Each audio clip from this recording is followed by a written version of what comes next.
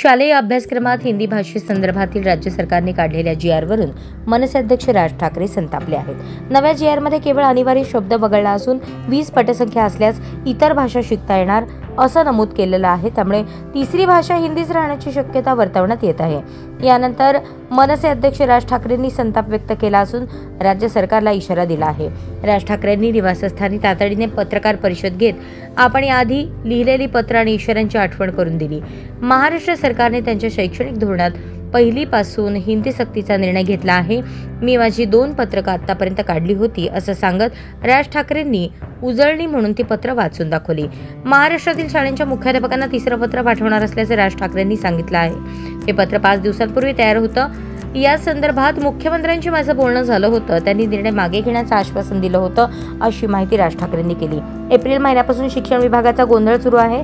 हिंदी सक्तीला आम्ही कडाडून विरोध केला। हिंदी ही नेहमीच ऐच्छिक होती। हिंदी ही असलीच तर राज्यभाषा आहे। त्या राज्यात इतकीही स्थानिक भाषा आहेत।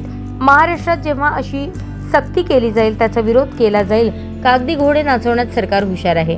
सरकार छुप्या मार्गाने छपाई करत आहे। शाळांनी सरकारला सहकार्य करू नये। यामध्ये मराठी भाषेसह मुलांचंही नुकसान आहे। राजकारणाला तुम्ही बळी पडू नका। मुलं मोठी झाल्यावर गरजेनुसार हवी ती भाषा शिकू शकता।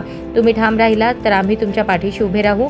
पण जर विद्यार्थ्यांवर भाषा लादली तर मनसैनिक चर्चेसाठी येतील असा इशाराच राज ठाकरेंनी महाराष्ट्रातील शाळांच्या मुख्याध्यापकांना दिला आहे।